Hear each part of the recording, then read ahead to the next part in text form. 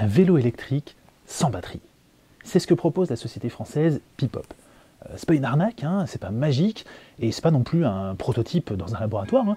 Le vélo, il existe et il peut être acheté par n'importe qui dès aujourd'hui. Et il y a réellement de l'assistance, hein, avec un moteur aussi puissant que sur un vélo à assistance électrique classique, mais pas de batterie.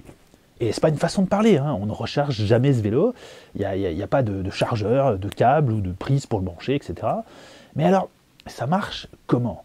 Et est-ce que ça fonctionne vraiment d'ailleurs, hein? Je l'ai essayé sur du plat, en descente, en montée, sur des petites sorties, sur des plus longues sorties, tout ça. J'ai vérifié son autonomie et je vais vous montrer ce que ça donne. Bienvenue sur Quel Vélo, abonnez-vous et activez la cloche pour ne pas manquer les prochaines vidéos. Alors on va faire un peu le tour de ce Pipop. On a un cadre en colle de cygne, des roues de 28 pouces, des freins à disque, un dérailleur Shimano 6 vitesses, donc jusqu'ici un vélo, tout ce qu'il y a de plus classique. On a un moteur dans le moyeu arrière d'une puissance de 45 Nm. Et donc là, on a le porte-bagages qui a une forme un peu particulière parce qu'en fait, il abrite les fameux supercondensateurs du vélo. C'est ce qui stocke l'énergie, ça remplace la batterie. C'est pas du tout la même technologie qu'une batterie. Mais du coup, voilà, en tout cas, ils sont placés dans ce porte-bagages. C'est pour ça qu'il a cette forme un petit peu particulière. Alors comment on roule avec le Pipop ? En fait, il y a quelques petits trucs spécifiques à savoir sur ce vélo. Déjà, c'est pas un vélo connecté, hein. C'est du low-tech assumé, comme le fait de ne pas avoir une batterie comme les autres vélos. Il n'y a aucun bouton ni réglage, hein. L'idée c'est d'être le plus simple possible. On l'allume en freinant 3 secondes et ensuite on a le petit écran donc, qui s'allume avec la vitesse actuelle, le niveau de batterie et le nombre de watts que le moteur y fournit ou bien que nous on fournit au moteur selon la couleur de l'affichage, si c'est vert ou rouge. Mais je reviendrai là-dessus juste après. Lorsqu'on roule, le vélo va gérer tout seul s'il vous aide ou si c'est vous qui le rechargez en fonction de plein de paramètres. Force de l'appui sur les pédales, est-ce que vous êtes en descente ou en montée, la vitesse actuelle, votre vitesse moyenne à laquelle le vélo essaie de vous maintenir, le niveau de charge restante, etc. On n'a donc rien à faire et le vélo il tente de savoir par lui-même s'il prend de l'énergie ou s'il fournit de l'assistance. Tout le principe de ce vélo, c'est qu'on le recharge lorsqu'on freine et donc pour bien le recharger quand on freine, il vaut mieux faire un freinage long et doux plutôt que de freiner d'un coup sec. C'est vraiment important pour bien recharger ce vélo et dans les descentes en fait le vélo il va automatiquement limiter votre vitesse parce qu'il se recharge aussi dans les descentes. Donc on ne va pas atteindre 40 ou 50 km/h dans une grosse descente, on sera limité à 25, mais pendant ce temps il y a un frein moteur qui se met en route et donc là le vélo il gagne de l'énergie, récupère de l'énergie.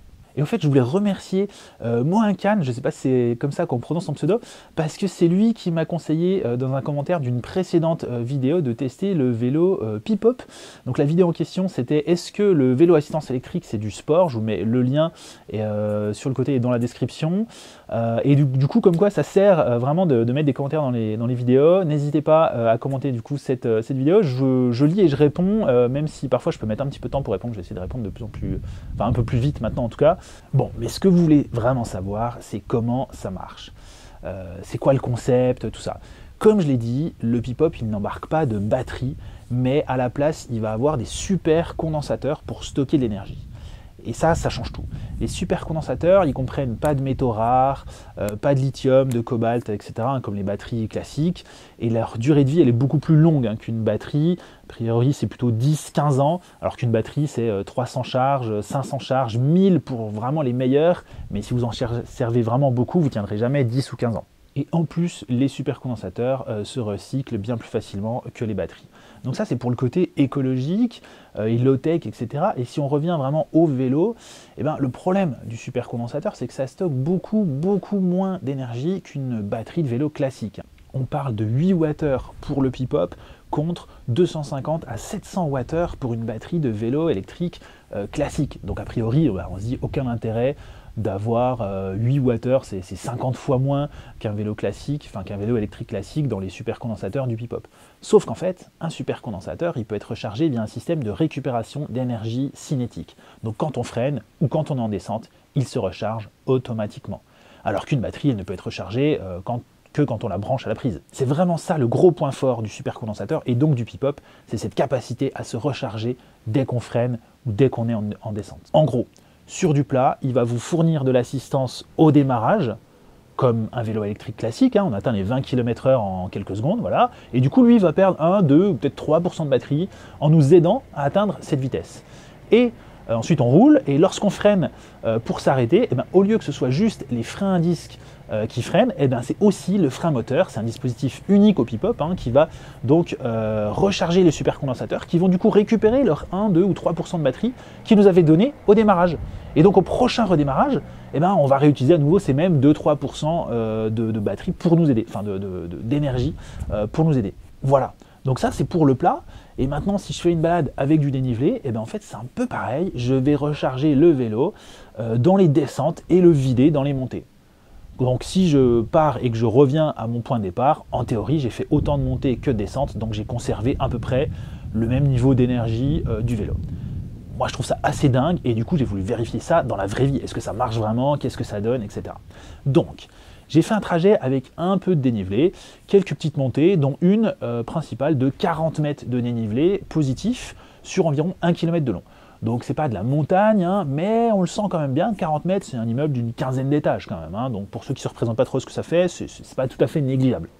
À titre de comparaison, j'ai fait le même trajet avec un vélo que je connais vraiment bien, mon vélo de gravel, et qui est très efficace. Selon le classement que j'avais fait dans ma vidéo vélo électrique S du sport, je mets à nouveau le lien en description, en fait c'est le vélo le plus efficace en non électrique que j'ai. Donc j'ai fait exactement le même trajet avec le Pipop et avec ce gravel, et j'ai 5 résultats à vous communiquer. Le premier, c'est qu'avec le Pipop, j'ai fourni 110 watts sur les pédales, et avec le gravel, j'ai fourni 140 watts. Donc c'est quand même 27% de plus d'énergie par rapport à mon vélo le plus efficace. Donc là, ça montre que le Pipop, il fournit réellement de l'assistance, parce que en fait, moi, le cycliste, je fais moins d'efforts avec le Pipop qu'avec mon gravel. Donc c'est que forcément, sur le même trajet, c'est que forcément, le vélo me fournit vraiment de l'énergie. Donc le Pipop est réellement un vélo électrique qui assiste. Résultat 2, la puissance maximale que j'ai délivrée avec le Pipop, elle est de 241 watts contre 268 watts avec le gravel. Donc là, même constat, en pic de puissance, je fais plus d'efforts avec mon gravel de 7-8 kg qu'avec le Pipop qui en fait une vingtaine. Donc c'est qu'on a vraiment de l'assistance qui vient compenser le poids, qui vient compenser les frottements et tout ça. Résultat 3, le rythme cardiaque moyen avec le Pipop, il est de 149 battements par minute, et avec mon gravel 154. Donc là, on a peu de différence. C'est parce qu'en fait, le gravel, il est ultra optimisé, il y a moins de frottements, j'ai une position plus adaptée pour être plus efficace, pour faire du sport, etc. Mais malgré tout ça, en fait, mon cœur tourne encore un peu moins vite avec le Pipop qu'avec le gravel. Donc l'assistance, en fait, elle va compenser toutes ces optimisations. Quatrième résultat, c'est les vitesses moyennes. Donc avec le Pipop, j'étais à 18,2 et avec le gravel, 17,8. Donc là, je fais plus d'efforts avec le gravel alors que je vais moins vite. Donc encore un résultat en faveur du Pipop parce que je fais moins d'efforts avec le Pipop et je vais plus vite. Donc ça montre vraiment, encore une fois, qu'il y a de l'assistance. Et enfin, dernier chiffre, c'est la vitesse maxi avec les deux vélos. Donc avec le Pipop, on était à 23,7 et avec le gravel, sur le même trajet, dans la même descente, à 33,8. Et oui, parce que le Pipop, pour se recharger, il active son frein moteur automatiquement dans les descentes. Donc forcément, on va moins vite dans les descentes, puisqu'il y a un frein qui s'active. Donc c'est totalement logique, mais comme on l'a vu, comme la vitesse moyenne avec le Pipop, elle est quand même supérieure au gravel, c'est que sur le plat et surtout dans les montées, on va bien plus vite avec le Pipop qu'avec le gravel. Donc voilà, tout ça, ça montre qu'on a vraiment de l'assistance, sinon on n'aurait pas du tout ces résultats. Et du coup, en plus sur cette sortie, j'avais plus de batterie en revenant qu'en partant. Donc là, c'est vraiment dingue, c'est que j'ai eu beaucoup d'assistance. Je n'ai pas branché une prise parce que de toute façon, on ne peut pas, voilà, il n'y a pas de fourniture d'énergie externe. Et en fait, j'ai plus de batterie en rentrant qu'en partant. Moi, je trouve ça vraiment dingue, alors que tous les chiffres montrent que j'ai eu de l'assistance. Donc là, vraiment, le concept, il marche à 100%. Alors, il y a un truc vraiment curieux, quand on regarde la fiche technique du Pipop, ils disent que l'autonomie, en théorie, elle est illimitée.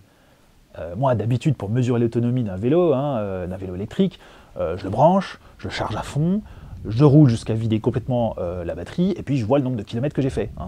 Et donc vous l'aurez compris, on ne peut pas brancher le Pipop.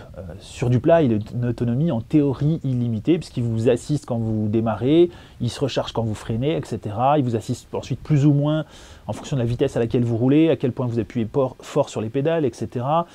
Et vous le rechargez plus ou moins en pédalant, en fonction de la vitesse à laquelle vous roulez, à quel point vous appuyez sur les pédales. Vraiment, c'est tout le principe. Tout se fait automatiquement, sans paramétrage, sans bouton, sans rien.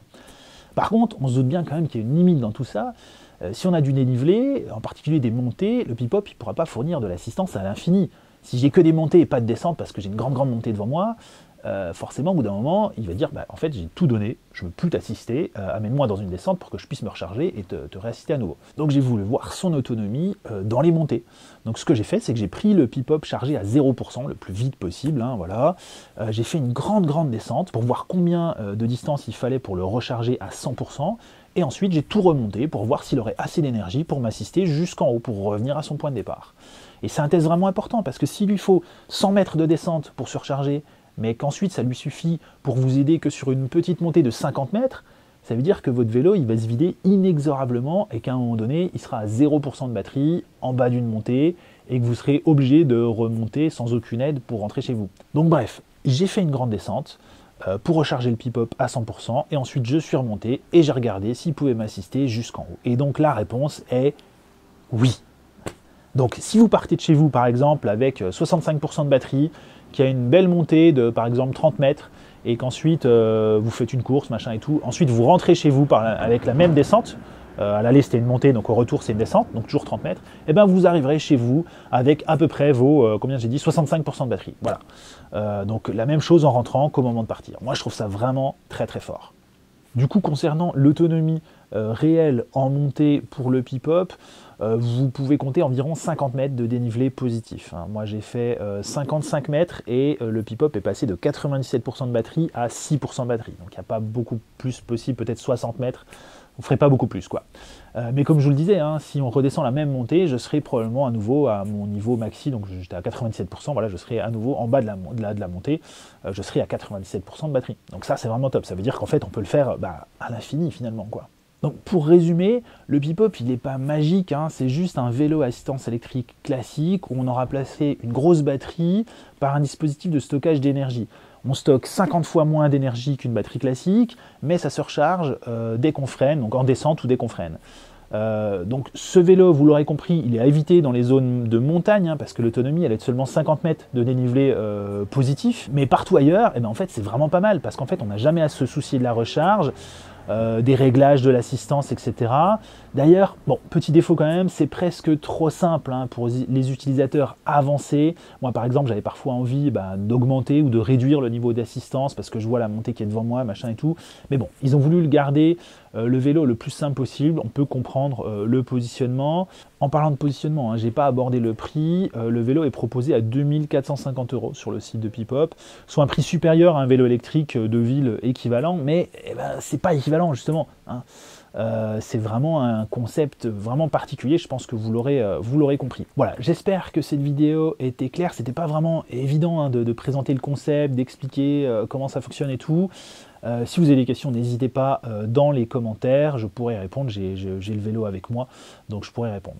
Ah, et au fait, j'ai oublié de le préciser, mais cette vidéo est pas du tout sponsorisée. Je touche pas un centime pour vous dire ce que je vous ai dit. Je connais pas les équipes de Pipop, c'est moi qui les ai contactés pour tester le vélo, mais enfin voilà, c'est pas un placement de produit ou quoi que ce soit. Il n'y a pas du tout d'intérêt financier pour moi que vous achetiez le vélo ou pas. C'est vous qui voyez. Vous allez sur le site officiel comme des grands, vous achetez ou vous achetez pas. Et voilà, j'ai oublié de le préciser aussi, ils sont basés près d'Orléans, donc vous pouvez aller tester le vélo à leur bureau, à leur usine. Il y a une bonne partie d'ailleurs du vélo qui est assemblé en France, c'est assez important à mentionner, j'ai oublié d'en parler plus tôt. Et je voulais dire un autre truc, je sais plus quoi.